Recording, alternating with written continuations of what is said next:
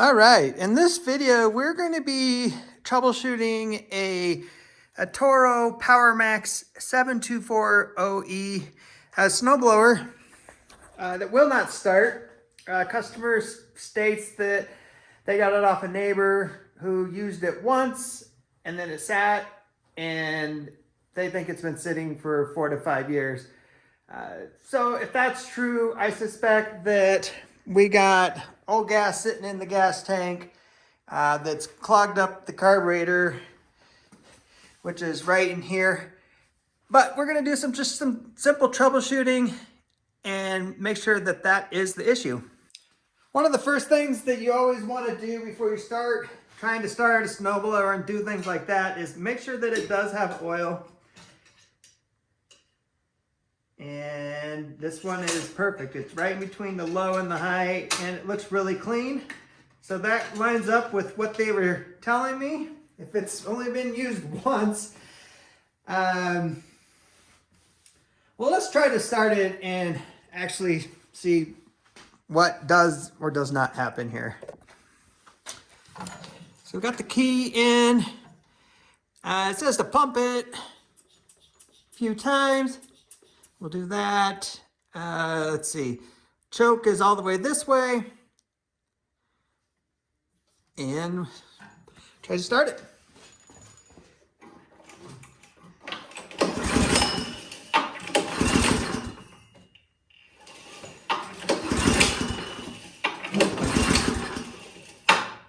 I want to try the electric start.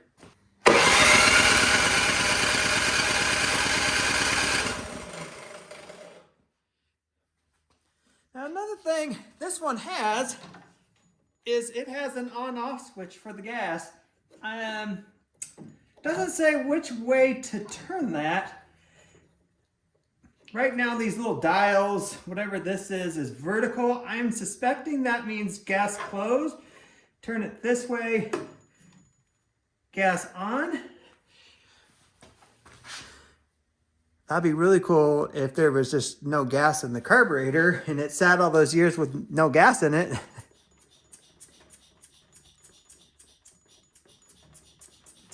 Still don't really hear anything coming through. All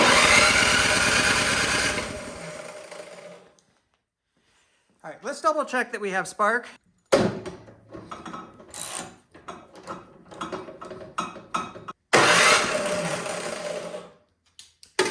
All right, we got good spark.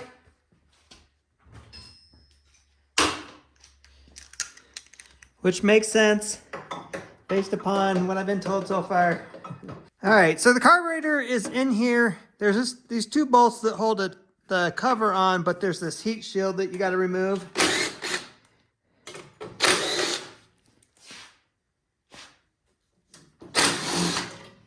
And then there's a two up here.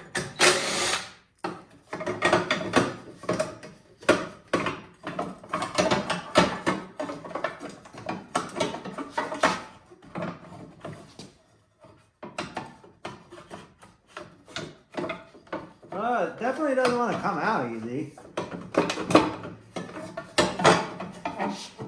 I guess I can just leave it sit like that.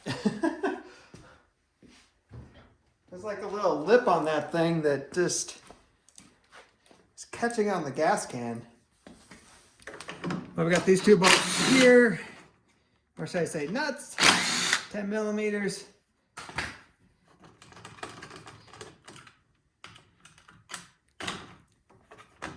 And this guy should slide right out. All right, now what I'm doing is I'm using a socket as a spacer since we took this piece off that has the spacer in it, because what I want to do is spray some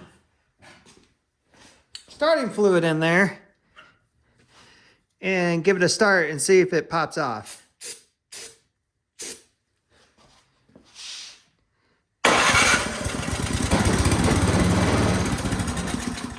All right, that's good news. So that kind of confirms our gas theory here. So now I'm going to remove the fuel line.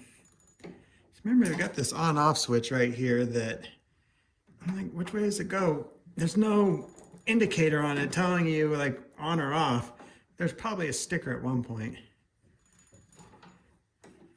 All right, so that must be on. Okay, so up and down, off.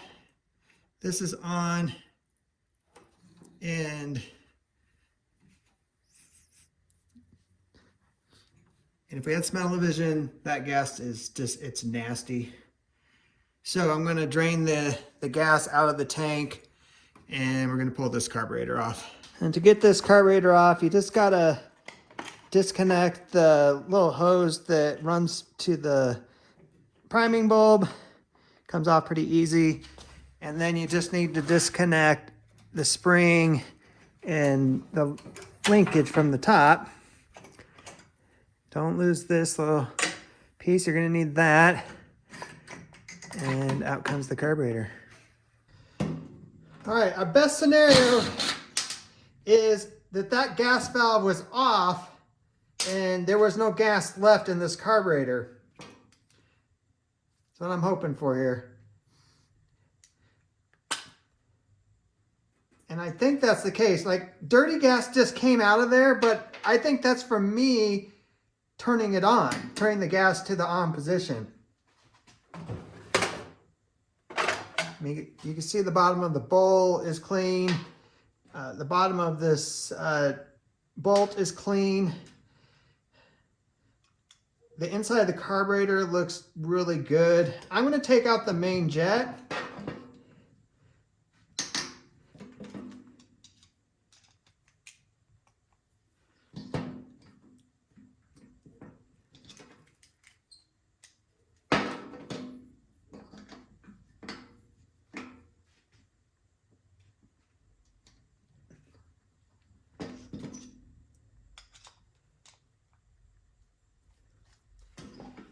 You got to be careful with that main jet because it is brass. And if it is locked in there, if you don't put enough pressure on it, it'll strip it and you won't get it out.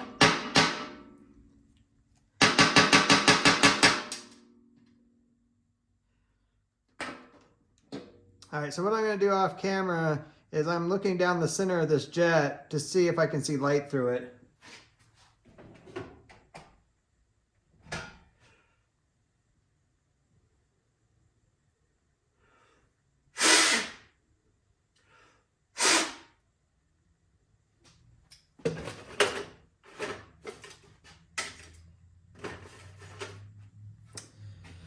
All right, so I'm not seeing light. So I got a little piece of wire here off a cable off a lawnmower. And I'm just going to feed it through the center and poke a hole through there. There it goes.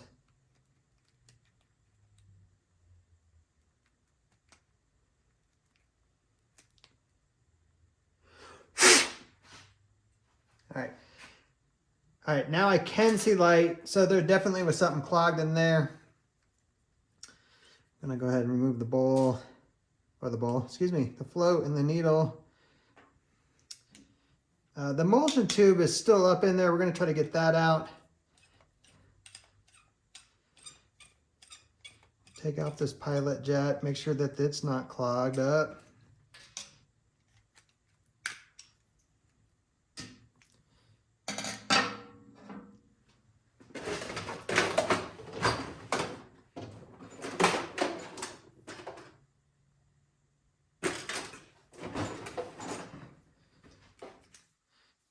So if your emulsion tube is just not coming out by tapping it, which it's right up in here, you can get these little hook devices and you can see where it'll come up.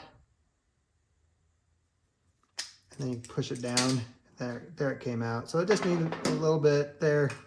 So the same thing with the main jet. I'm looking at the emulsion tube to make sure that there's no gunk in these holes. And then this guy right here,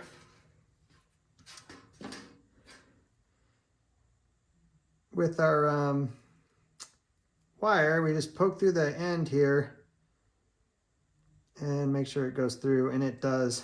really easily, so that's good. Okay, and our emulsion tube is clean as well. Since I got it all apart, just gonna spray some carb cleaner in here. Just make sure that nothing is clogged up.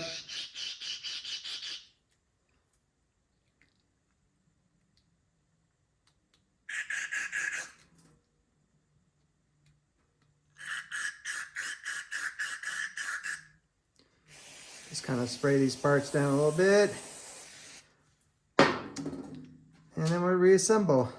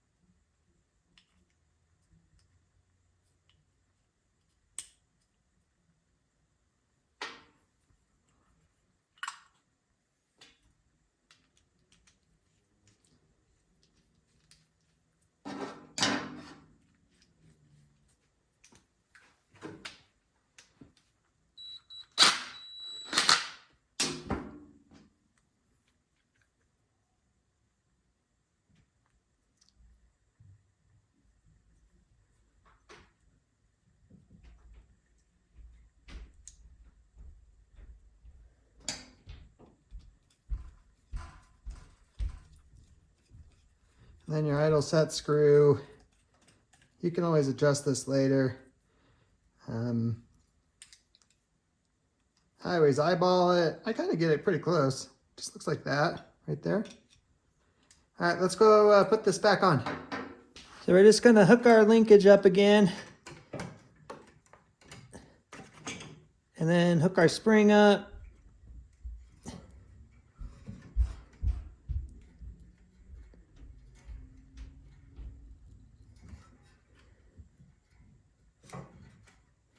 Sometimes it does not want to cooperate. There it goes. I'm just going to let it dangle there, or let it sit, because you can see that I got the gas draining. And let me show you what this gas looks like. All right, gas should be clear. It should not be looking like, I guess, apple juice. I just need to, we're gonna hook the gas line back up.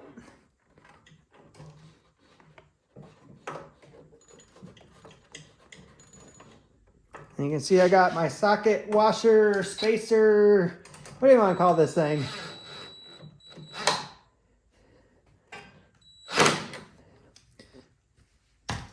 Just sit that on there for right now. Because this should be the issue. But if something else goes wrong, I don't want to disassemble everything again. So we're adding some fresh gas, ethanol-free gas.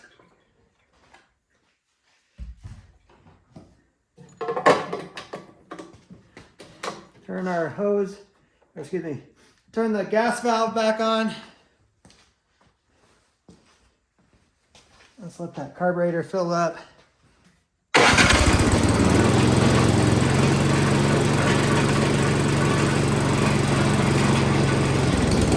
Well, there we go. It's running.